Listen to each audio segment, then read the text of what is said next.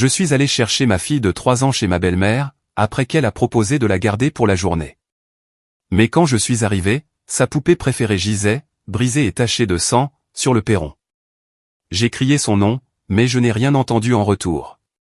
Quelque chose ne tournait pas rond, je le sentais. J'ai commencé à frapper à la porte, de plus en plus fort. Finalement, ma belle-sœur a ouvert et m'a giflé violemment. « Arrête de faire du bruit !» J'ai demandé où était ma fille, et elle m'a claqué la porte au nez. J'ai appelé la police immédiatement. Lorsque les agents sont arrivés, ils ont enfoncé la porte par la force. À l'intérieur, ils ont trouvé ma belle-sœur en train de bloquer la porte d'un placard. Un officier est ressorti, pâle et tremblant. Il a dit « Madame, vous n'allez pas aimer ça ». Mon cœur battait à tout rompre alors que je le bousculais pour passer. J'ai demandé désespérément « Que s'est-il passé ? Où est ma fille ?» Il a pris une profonde inspiration et a dit « Votre fille est déjà ». La matinée avait commencé comme n'importe quel autre jeudi. Mon mari, Nathan, m'avait embrassé pour me dire au revoir à 7 heures, avant de partir pour son chantier à l'autre bout de la ville. La petite Emma était assise à la table de la cuisine, poussant ses chariots dans son bol, ses boucles blondes encore ébouriffées par le sommeil. Elle serrait contre sa poitrine sa poupée préférée, un bébé en tissu doux qu'elle avait nommé Rosie, tout en mangeant. Mon téléphone a vibré, un texto de la mère de Nathan, Dolores. « Je peux garder Emma aujourd'hui si tu as besoin de finir ce projet au travail.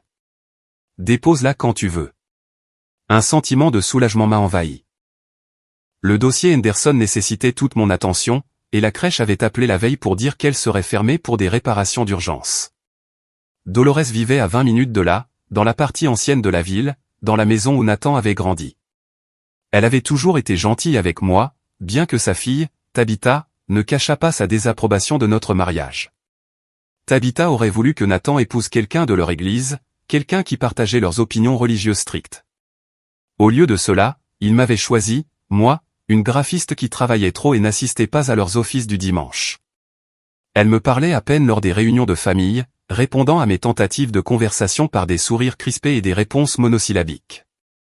J'ai préparé le sac d'Emma avec des collations, des vêtements de rechange, et sa tasse à bec.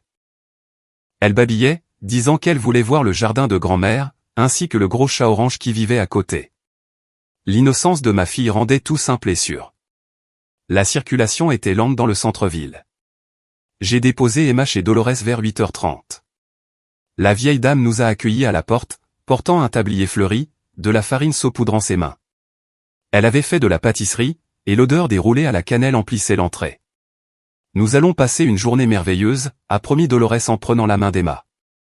Je pensais que nous pourrions faire des biscuits cet après-midi. Le visage d'Emma s'est illuminé. Elle adorait aider en cuisine, même si son aide consistait généralement à mettre de la farine partout et à dérober des pépites de chocolat. J'ai embrassé le front de ma fille et je suis parti au bureau.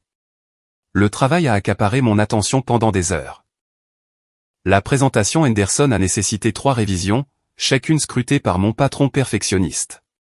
Au moment où j'ai jeté un coup d'œil à mon téléphone, il était déjà 16h30. Un appel manqué de Dolores s'affichait sur mon écran, mais aucun message vocal. J'ai rappelé immédiatement. Le téléphone a sonné 8 fois avant de basculer sur son répondeur. Étrange. Dolores répondait toujours au téléphone, surtout lorsqu'elle gardait Emma. Un malaise m'a parcouru l'échine. J'ai essayé de joindre Nathan ensuite, mais je suis tombé directement sur sa messagerie. Il travaillait dans des zones où la réception cellulaire était mauvaise, ce n'était donc pas inhabituel. Pourtant, quelque chose ne semblait pas normal. J'ai rassemblé mes affaires et dit à mon patron que je devais partir. Le trajet jusqu'à la maison de Dolores m'a semblé durer une éternité. Chaque feu rouge semblait s'étirer en une éternité. Mes mains serraient le volant jusqu'à ce que mes jointures blanchissent. La maison avait l'air normal quand je suis arrivé. La berline de Dolores était garée dans l'allée, juste à côté du SUV argenté de Tabitha. Mon estomac s'est noué. Tabitha rendait rarement visite à sa mère en semaine. Elle travaillait comme réceptionniste dans un cabinet dentaire à l'autre bout de la ville, et ne finissait généralement pas avant 18h. J'ai remonté l'allée, mes talons claquant contre le béton. Soudain, quelque chose a attiré mon regard sur la marche supérieure. Mon souffle s'est arrêté. Rosie gisait, recroquevillée près de la porte. Le corps en tissu de la poupée était déchiré, le rembourrage s'échappant d'une entaille sur le côté. Des taches rouges foncées couvraient sa robe et son visage. Du sang. Du sang frais. La terreur m'a saisi à la poitrine. Je me suis précipité vers la porte et j'ai tourné la poignée. Verrouillée. J'ai martelé des 2 poings. Emma. Ma voix est sortie stridente et désespérée. Emma, bébé, est-ce que tu m'entends? Le silence m'a répondu. J'ai frappé plus fort, le bruit résonnant dans le quartier silencieux. Dolores, ouvrez la porte. Où est ma fille? Un rideau a bougé à la fenêtre de devant. Quelqu'un était à l'intérieur et m'observait. Je sais que vous êtes là-dedans, ai-je hurlé, la peur se transformant en rage. Ouvrez cette porte tout de suite. Le verrou a cliqueté. La porte s'est ouverte vers l'intérieur. Tabitha se tenait dans l'encadrement, le visage déformé par la fureur. Avant que je puisse parler, sa main a claqué sur ma joue. La gifle a résonné dans mes oreilles, vive et cuisante. Arrête de faire du bruit, a-t-elle sifflé. Tu déranges tout le quartier avec tes hystéries. J'ai touché ma joue brûlante, momentanément réduite au silence par le choc. Où est Emma? Que s'est-il passé? Pourquoi y a-t-il du sang sur sa poupée? Les yeux de Tabitha étaient sauvages, infocalisés. Ses cheveux dressés dans tous les sens et des égratignures marquaient ses avant-bras. Tu dois partir. Rentre chez toi et attends que Nathan t'appelle. Je ne vais nulle part sans ma fille. J'ai essayé de la bousculer pour passer, mais elle m'a barré la route. Emma va bien. Elle se repose. Tu es toujours si dramatique. Sa voix portait une pointe maniaque qui m'a donné des frissons dans tout le corps. Alors laisse-moi la voir. Non. Tabitha a reculé et a claqué la porte. La serrure s'est enclenchée avec un clic décisif. Je suis resté figé pendant 3 secondes, mon esprit luttant pour traiter ce qui venait de se passer. Puis l'instinct a pris le dessus. J'ai sorti mon téléphone de mon sac et composé le 911. Ma fille est à l'intérieur de cette maison et il ne me laisse pas la voir, ai-je dit au répartiteur, mes mots se bousculant. Sa poupée est couverte de sang sur le perron. Quelque chose ne va pas. C'est très grave.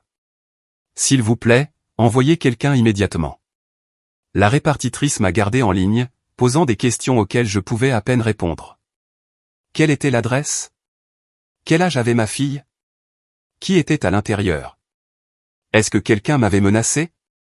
Je lui ai donné les informations tout en faisant les 100 pas dans la cour avant, sans jamais quitter la porte des yeux. Les minutes semblaient des heures. Finalement, 2 voitures de police se sont arrêtées le long du trottoir, gyrophares allumés mais sirènes silencieuses. 2 officiers se sont approchés, une grande femme noire et un homme hispanique trapu.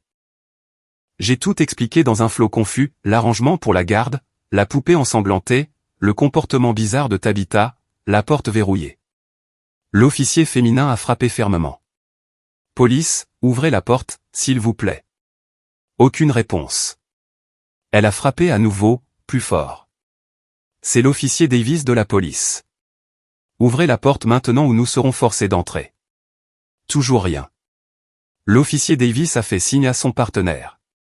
Il est retourné à sa voiture et a récupéré un lourd bélier. Mon cœur martelait alors qu'il se positionnait devant la porte. Dernier avertissement, a crié l'officier Davis. Ouvrez maintenant. Silence. Le bélier a percuté la porte 1 fois, puis 2. Au 3e coup, le cadre a éclaté. La porte s'est ouverte vers l'intérieur avec fracas. Les 2 officiers sont entrés, la main sur leur arme. J'ai essayé de suivre, mais l'officier Davis a levé la main. Restez ici, madame. Laissez-nous sécuriser les lieux d'abord. Je pouvais entendre des voix élevées à l'intérieur. Tabitha criait quelque chose d'incompréhensible. Tout mon corps tremblait alors que j'attendais, chaque seconde étant une agonie d'ignorance. Le partenaire de l'officier Davis est ressorti de la maison, le visage pâle sous son bronzage. Ses mains tremblaient légèrement alors qu'il sortait sa radio. Nous avons besoin de renforts, a-t-il dit dans l'appareil. Et des services de protection de l'enfance. Peut-être une ambulance. Que s'est-il passé? J'ai avancé. Où est Emma? Est-elle blessée? Il a levé les 2 mains. Madame, vous devez rester calme. Ne me dites pas de rester calme. C'est ma fille là-dedans. Ma voix est montée jusqu'au hurlement. L'officier Davis est apparu dans l'encadrement de la porte. Son expression était soigneusement neutre, ce genre de vide exercé qui signifiait qu'elle avait vu quelque chose de terrible. Madame Morrison, j'ai besoin que vous preniez une respiration et que vous écoutiez attentivement. Où est ma fille? Chaque mot sortait comme un sanglot. Votre fille est dans la maison. Elle est vivante, mais... Je n'ai pas attendu qu'elle finisse. J'ai bousculé les deux officiers et j'ai couru à l'intérieur. Le salon avait l'air normal. Des meubles à fleurs, des photos de famille au mur, un jeu télévisé jouant doucement à la télévision. Dolores était assise sur le canapé, se balançant d'avant en arrière, les bras enroulés autour d'elle-même. Elle n'a pas levé les yeux quand je suis passé. Tabitha se tenait dans le couloir, tenue par le partenaire de l'officier Davis. Son visage était strié de larmes et d'autres choses. De la peinture? Non. Du sang.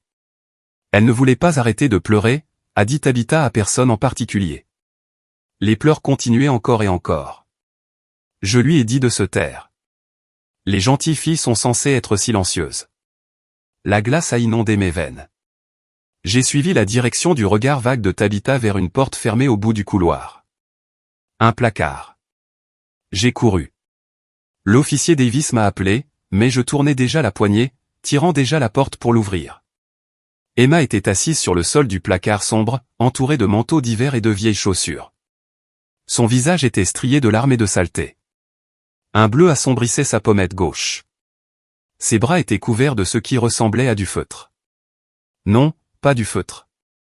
Des mots écrits au stylo à billes, appuyés assez fort pour laisser des marques rouges sur sa peau tendre. Mauvaise fille, courait le long de son avant-bras droit. Enfant du diable, traversait le gauche. Péché, et, méchante, couvrait ses mains.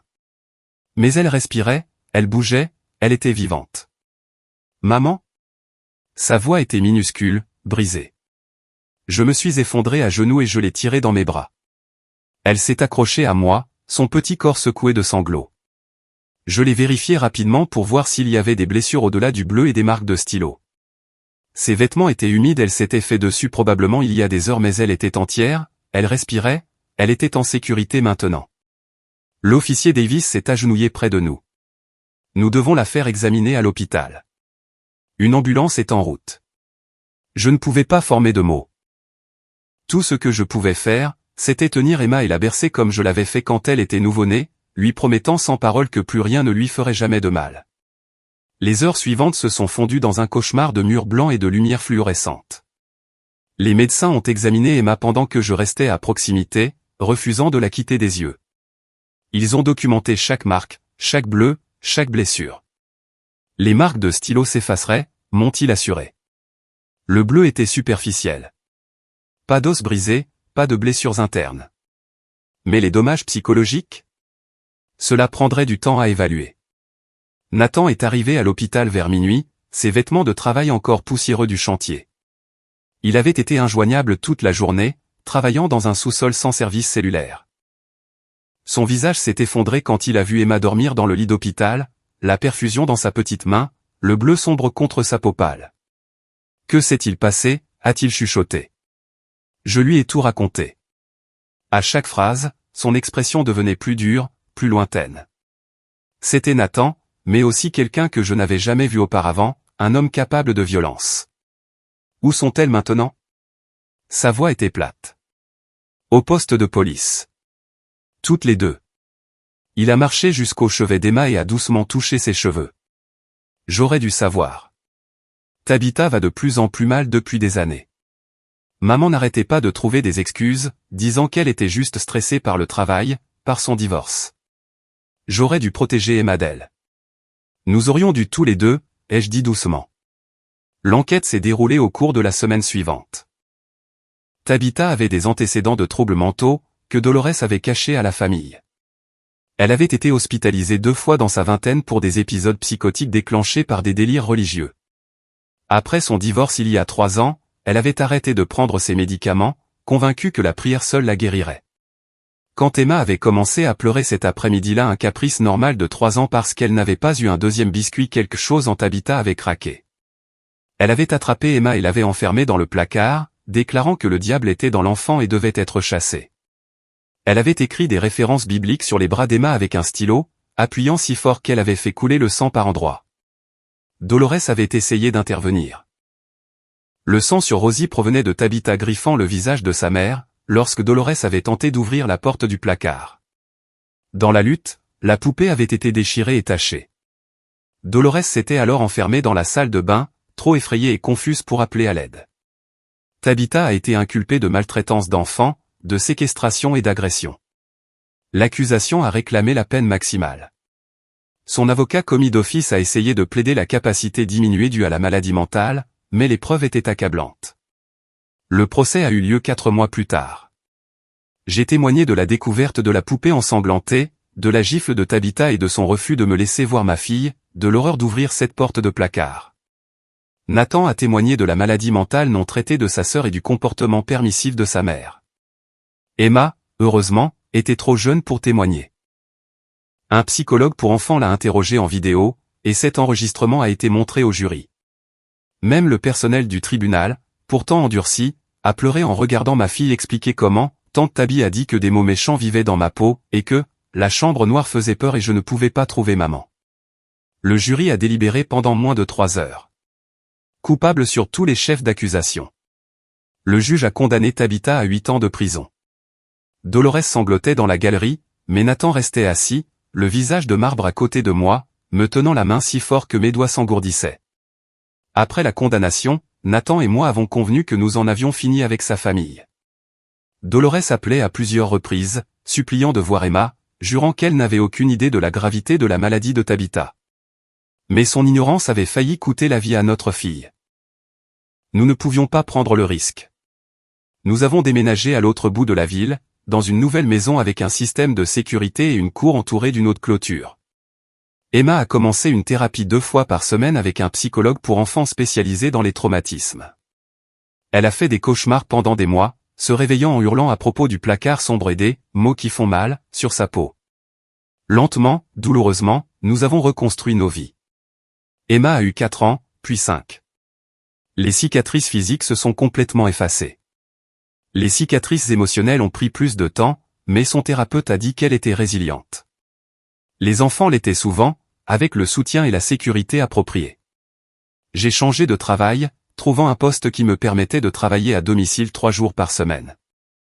Nathan est passé à une entreprise de construction qui ne l'obligeait pas à être injoignable pendant des heures. Nous sommes restés tous les deux hyper vigilants, peut-être plus que nécessaire, mais aucun de nous ne pouvait tout à fait chasser la peur. Tabitha écrivait des lettres depuis la prison, de longues lettres incohérentes, remplies de versets bibliques, d'excuses et de justifications. Je les brûlais toutes sans lire au-delà des premières lignes. Nathan faisait de même. Dolores a fini par arrêter d'appeler. J'ai appris par des connaissances communes qu'elle avait déménagé en Arizona pour vivre avec son frère, incapable d'affronter les voisins qui savaient tout ce que sa fille avait fait. Quand Emma a commencé la maternelle, elle a fait un dessin pendant le cours d'art pour lequel son professeur m'a appelé. L'image montrait une petite figure dans une boîte noire avec des gribouillages sur tout le corps, et une grande figure aux yeux en colère debout à l'extérieur. Elle a dit que c'est quelque chose qui est arrivé quand elle était petite, a expliqué l'enseignante avec précaution. J'ai pensé que vous devriez savoir. J'ai rencontré la conseillère scolaire, ainsi que la thérapeute d'Emma. Nous avons décidé que l'honnêteté valait mieux que le silence. Emma avait besoin de traiter ce qui s'était passé, et non de l'enfouir. Elle est devenue une enfant réfléchie et créative, qui aimait les livres et la peinture. Elle se faisait des amis facilement et riait souvent. En surface, elle semblait aller bien, mais elle ne jouait jamais avec des poupées. Tout jouet ressemblant à un bébé ou à une personne était immédiatement rejeté, et elle insistait pour avoir une veilleuse dans sa chambre, incapable de dormir dans le noir complet. Quand Emma a eu 8 ans, Nathan et moi avons reçu une lettre de la commission des libérations conditionnelles.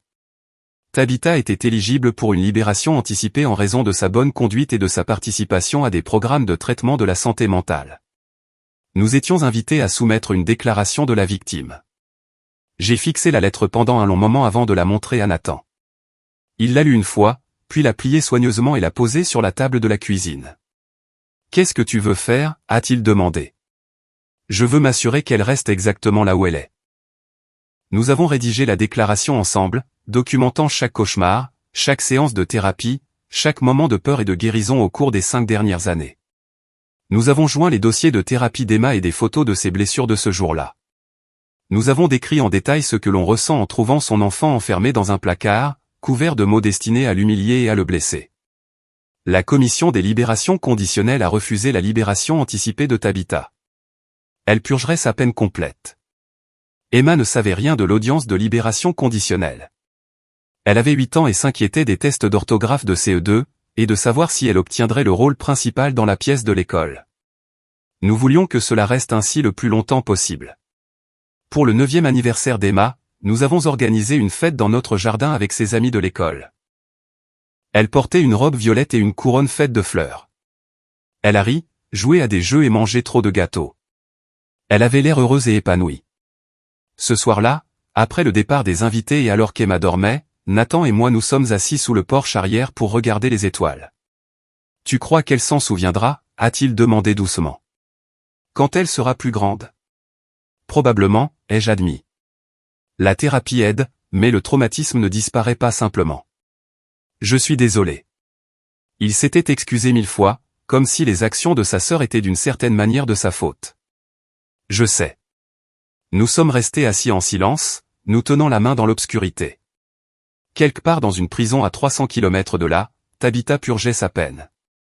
Quelque part en Arizona, Dolores vivait avec ses choix. Et ici, dans notre maison avec une haute clôture et le système de sécurité, notre fille dormait paisiblement avec une veilleuse brillant dans sa chambre. Ce n'était pas la fin que j'avais imaginée quand je suis devenu mère. J'avais imaginé des réunions de famille, des grands-parents gâtant leurs petits-enfants, et une vie entière de souvenirs heureux. Au lieu de cela, j'avais appris que l'amour signifie parfois tracer des lignes dures, que le pardon n'est pas toujours possible ni même sain, et que protéger son enfant signifie être prêt à couper les ponts avec quiconque menace sa sécurité, même la famille. Emma grandirait sans la famille de son père.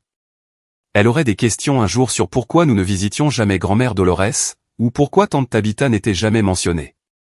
Nous répondrions à ces questions honnêtement, de manière adaptée à son âge, le moment venu. Pour l'instant, elle était en sécurité. Elle guérissait. Elle apprenait à faire confiance au monde à nouveau.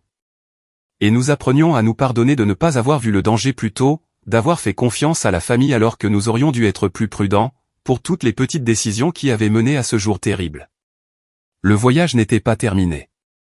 Emma avait encore des rendez-vous de thérapie et des mauvais rêves occasionnels. Nathan et moi sursautions encore aux bruits inattendus, et gardions le système de sécurité armé même pendant la journée. Mais nous avancions ensemble en tant que famille. 3 mois après le refus de la libération conditionnelle, j'ai reçu un coup de téléphone d'un avocat dont je n'avais jamais entendu parler. Il s'appelait Preston Walsh et représentait la succession de Dolores.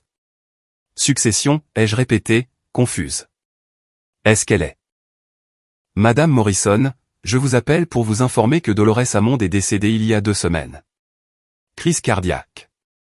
Elle a désigné votre fille comme bénéficiaire dans son testament. Ma main s'est resserrée autour du téléphone. Nous ne voulons rien de cette femme. Je comprends votre position, mais il y a des questions juridiques qui nécessitent votre attention. Le legs est substantiel. Environ 4,000 $ dans un fonds fiduciaire pour Emma, ainsi que quelques objets personnels. Il y a aussi une lettre. J'ai raccroché sans répondre. Nathan m'a trouvé debout dans la cuisine, fixant le vide. Qu'est-ce qui ne va pas? Je lui ai parlé de l'appel. Sa mâchoire s'est serrée. L'argent du sang. Elle pense qu'elle peut acheter le pardon depuis la tombe. Nous n'avons pas à l'accepter. Mais Nathan m'a surprise. Il s'est assis lourdement à la table, passant ses mains dans ses cheveux. Le fonds universitaire d'Emma contient peut-être 30,000 $. Cela pourrait changer tout son avenir. Lui donner des opportunités que nous ne pouvons pas nous permettre de lui offrir. Ça semble mal. Tout dans cette situation est mal. Sa voix était amère. Ma mère a permis à un monstre d'agir. Elle a laissé sa culpabilité l'aveugler jusqu'à ce que cela détruise presque notre fille. Mais refuser cet argent ne changera rien à ce qui s'est passé. Cela ne punira personne qui ne soit déjà puni. Nous nous sommes disputés à ce sujet pendant des jours. Je ne pouvais me défaire du sentiment qu'accepter l'argent de Dolores revenait, d'une certaine manière, à cautionner sa négligence, a excusé les années passées à faciliter la maladie non traitée de Tabitha. Emma a remarqué la tension entre nous. Elle a demandé si nous nous disputions à cause d'elle, ce qui m'a brisé le cœur une fois de plus. Les enfants se blâmaient toujours, même lorsque les adultes essayaient de les protéger. Finalement, nous avons consulté la thérapeute d'Emma, le docteur Patricia Morgan. Elle a écouté nos préoccupations sans jugement. Il ne s'agit pas de pardon, a dit le docteur Morgan avec précaution. Il s'agit de ce qui est le mieux pour l'avenir d'Emma. L'argent vient de sa grand-mère qui, malgré ses échecs, aimait Emma à sa manière complexe. Utiliser ces fonds pour l'éducation et les opportunités d'Emma n'efface pas ce qui s'est passé. Cela ne signifie pas que vous avez pardonné à Dolores. Cela signifie simplement que vous êtes assez pragmatique pour assurer l'avenir de votre fille. Nathan et moi avons finalement accepté l'héritage, mais avec des conditions. L'argent irait directement dans un trust auquel Emma ne pourrait accéder avant ses 21 ans. Nous n'aurions aucun contrôle dessus nous-mêmes, supprimant toute possibilité de sentir que nous avons personnellement profité de la culpabilité de Dolores. Preston Walsh a envoyé les papiers accompagnés de la lettre de Dolores. J'ai failli la jeter sans la lire, mais Nathan m'a arrêté. Lila, a-t-il dit doucement. Tu n'as pas à la partager avec moi ou qui que ce soit d'autre, mais Lila. Tu pourrais avoir besoin de cette conclusion un jour. J'ai ouvert l'enveloppe tard une nuit, après qu'Emma fût endormie. L'écriture de Dolores était tremblante, probablement écrite pendant sa dernière maladie. Cher Nathan et sa famille, commençait-elle. Je n'attends pas de pardon. Je ne le mérite pas. Chaque jour depuis cet après-midi horrible, j'ai vécu avec la conscience que ma lâcheté a failli coûter la vie à Emma. Je savais que Tabitha était malade. Je le savais depuis des années, mais j'avais honte. La maladie mentale portait une telle stigmatisation dans notre église, dans notre communauté. Je pensais que si je priais assez fort, si je l'aimais assez, elle irait mieux d'elle-même. J'étais une idiote. J'étais pire qu'une idiote. J'étais volontairement aveugle. Quand Tabitha a attrapé Emma ce jour-là, quand elle a commencé à dire ces choses terribles, j'aurais dû appeler la police immédiatement. Au lieu de cela, j'ai essayé de gérer ça moi-même. J'ai essayé de calmer Tabitha, de la raisonner. Et quand cela a échoué, quand elle m'a griffé le visage et m'a enfermé dehors, j'ai paniqué. Je me suis caché dans la salle de bain comme une enfant. J'ai laissé de précieuses minutes s'écouler pendant que ma petite fille souffrait dans ce placard. Vous êtes venu pour elle. Vous l'avez sauvée quand je ne le pouvais pas. Cet argent est tout ce qu'il me reste à donner. Cela ne guérira pas les blessures. Cela n'effacera pas les cauchemars. Mais peut-être que cela donnera à Emma des opportunités qu'elle n'aurait peut-être pas eues autrement. Peut-être qu'elle pourra construire une vie où ce traumatisme n'est qu'un chapitre, et non toute l'histoire. Je suis désolé. Ces mots sont inadéquats, mais c'est tout ce que j'ai. Je suis si profondément, éternellement désolé. La lettre continuait sur 3 autres pages, détaillant les regrets de Dolores et son propre déclin mental après le procès. Elle avait souffert de dépression sévère et d'anxiété, incapable de concilier son amour pour ses 2 enfants avec l'horreur de ce que Tabitha avait fait. Je l'ai lu 2 fois, puis je l'ai plié soigneusement et rangé dans un tiroir verrouillé. Nathan avait raison. J'avais besoin de la lire. Non pas parce que cela changeait quoi que ce soit, mais parce que cela me rappelait que la tragédie se propageait d'une manière que nous ne pouvions pas toujours prédire ou contrôler. Dolores avait fait des choix terribles. Mais elle avait aussi été victime de sa propre peur et de sa honte, piégée par la stigmatisation entourant la maladie mentale dans sa communauté religieuse. Elle avait échoué catastrophiquement vis-à-vis d'Emma, mais elle avait aussi passé ses dernières années noyée dans la culpabilité.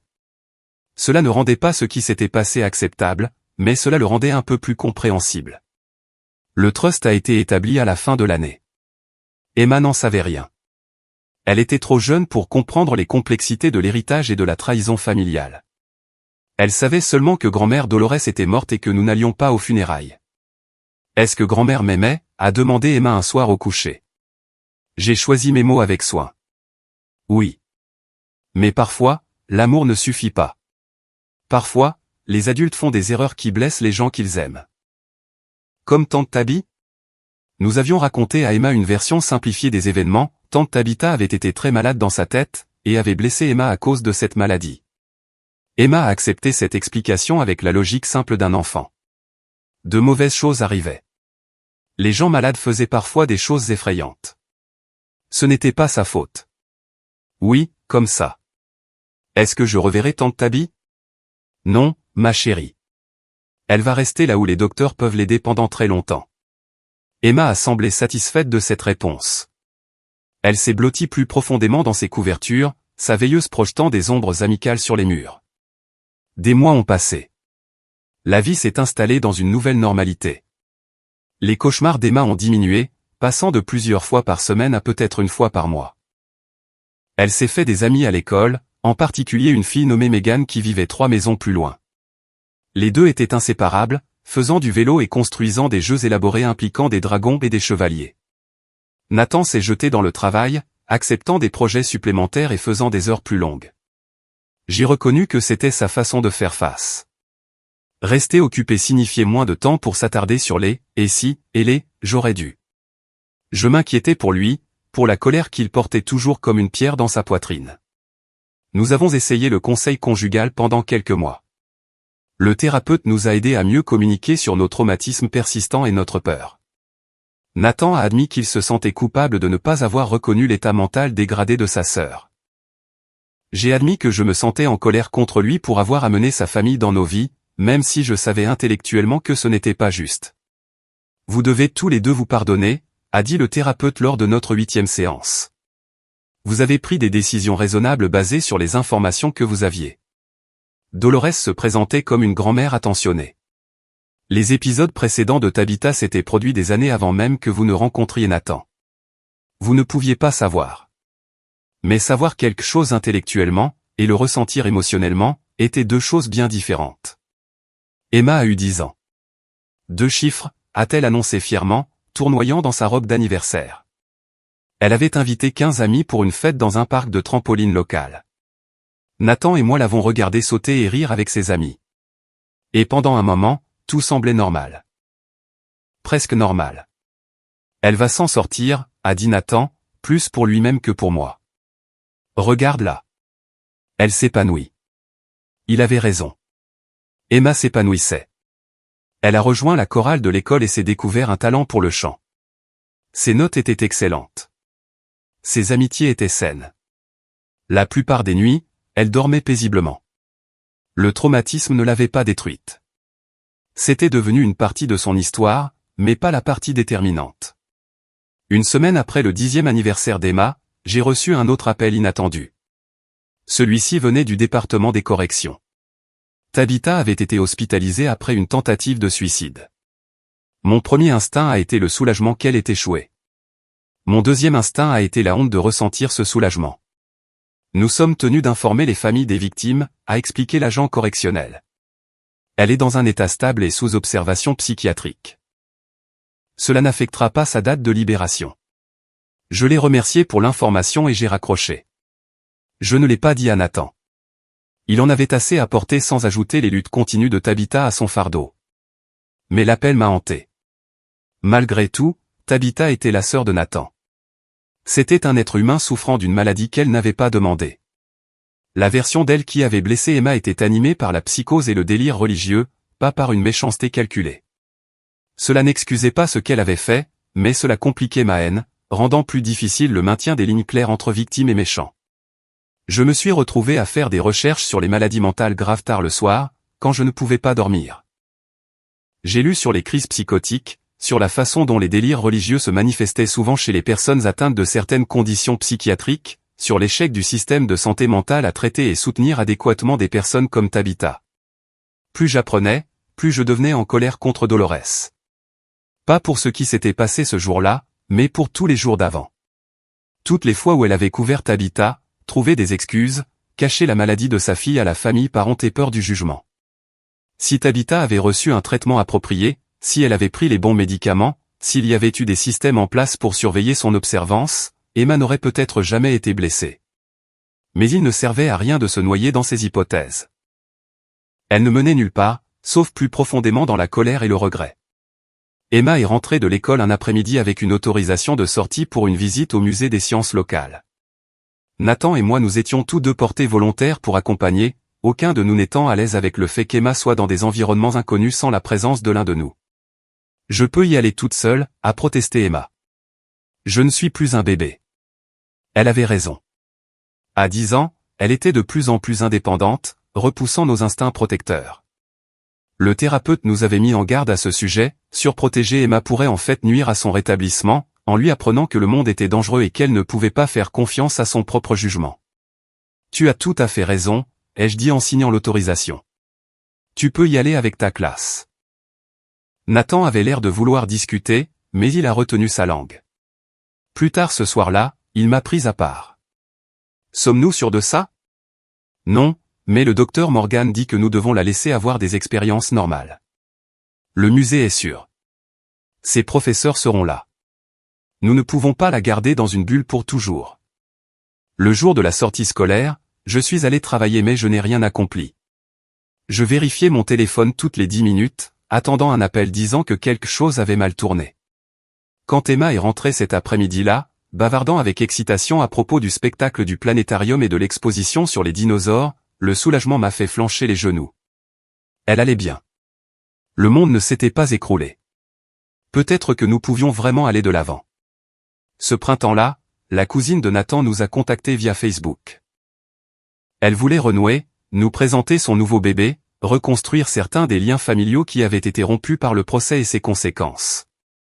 Nathan a fixé le message pendant un long moment avant de me le montrer. Qu'est-ce que tu en penses? Je pense que c'est ta décision, ai-je dit prudemment. Elle n'était pas impliquée dans ce qui s'est passé. Elle a toujours été gentille avec nous. Nous avons convenu de nous retrouver pour le déjeuner dans un endroit neutre, un restaurant à mi-chemin entre nos maisons. La cousine de Nathan, Angela, est arrivée avec son mari et son fils de 3 mois. Elle a serré Nathan fort dans ses bras, les larmes aux yeux. « Tu m'as manqué », a-t-elle dit simplement. Pendant le déjeuner, nous avons rattrapé des années d'anniversaire et de fêtes manquées. Angela avait entendu parler du procès mais n'a pas insisté pour avoir des détails.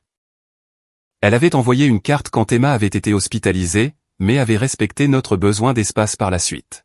« Maman demande de tes nouvelles parfois », a mentionné Angela avec précaution.